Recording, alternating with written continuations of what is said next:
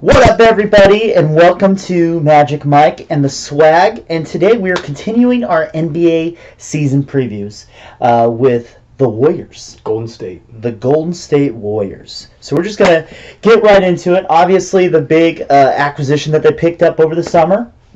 DeMarcus Cousins. Boogie, right? Mm-hmm. Now he's recovering from that Achilles injury, and it's going to be a little while before he gets back into the swing of things. But they say he's progressing pretty fast, and hopefully come end of December, he should be rolling. Based off what I heard in the medical reports, he's good to go for playoffs. Okay. Nice. Now, as we know, Golden State doesn't really need help during the regular season. They're basically a lock to make the playoffs. They're right. locked to pretty much win the championship at this point. Right.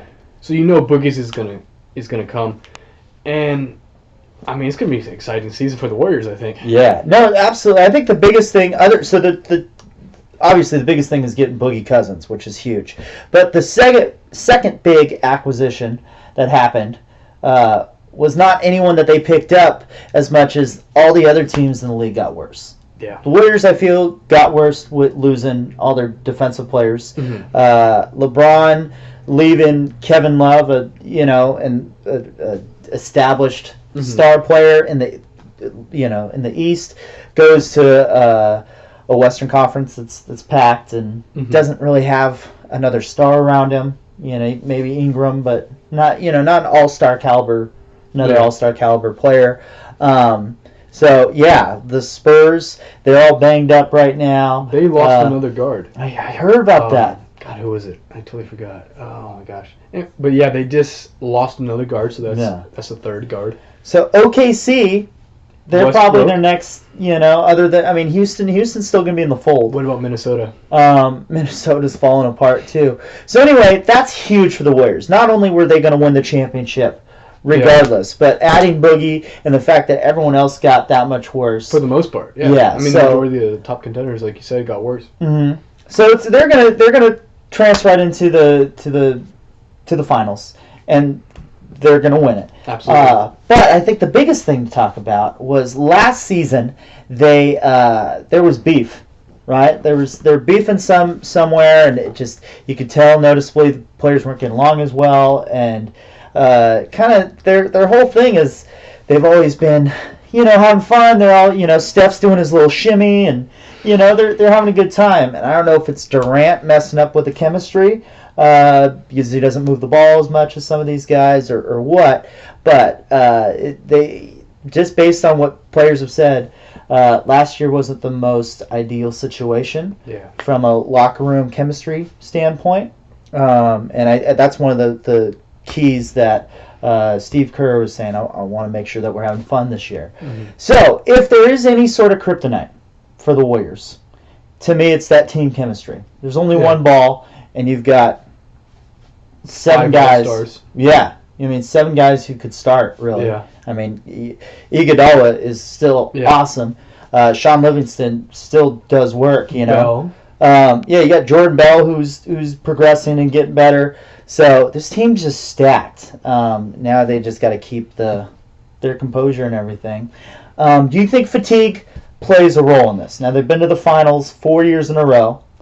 Yes and no. Okay. So obviously most teams have a little more rest than they do, but at the same time, you look at how many games their starters played last year. Most of them were in the low 60s. Yeah. Now you don't need to play them every game. Yeah. Because you're going to the playoffs. But physically is one thing. But when you talk the historic Bulls, with Jordan and Pippen and all them, they're saying the hardest thing to maintain wasn't the physical aspect of it. It was the emotional aspect of it, right? And that's where you get a player like Draymond Green, who's just this passionate guy who's just the catalyst for sparking the energy, and when you play sports, you can be fundamentally sound and you can use your athleticism, but there's a whole other gear that comes with playing with a certain amount of fire and emotion, and you think they can tap into that for another season deep into June? I think so. Okay. But then it's similar to what's going on in the NFL. It's these teams that are favorites are they're actually not playing too well because they have that little chip on their shoulder. Well, we're the best team in the league. Right. We're projected to win. Right. We're gonna do this, and I think you need to humble yourself. And I feel like the Warriors never had an issue doing that. Right. Now, when it comes to that, I think their biggest weakness, like you said, is are we going to be able to play as a team? Is this chemistry going to work? Because for the most part, Empires are, they collapse from within. Right. I think if they start, getting under each other's skin, it's not going to be good for, the Warriors. Okay. So, all that being said, this year is a lock at the finals. I mean, I think we could safely say they're probably one of the biggest favorites in a very, very long time. I'm going to go a step further and say it's impossible for the Warriors to lose the championship. As of right now. Yeah. That being said, they win this year. That would be a third championship in a row, which is huge for this organization. But you were talking about it. Empires tend to fall. Yeah. And so is this something they should start to be thinking about? Should they think, okay, we're absolutely a lock this year going deep into the playoffs. Let's not win the whole thing. However, if we're looking into, the crystal ball into the future, is there any moves that they could do where they can maybe sacrifice some players now to set themselves up for a better situation going forward? Because you've got Draymond looking for an extension after the end of the year. You've got Kevin Durant up the contract, and he can walk if he chooses to.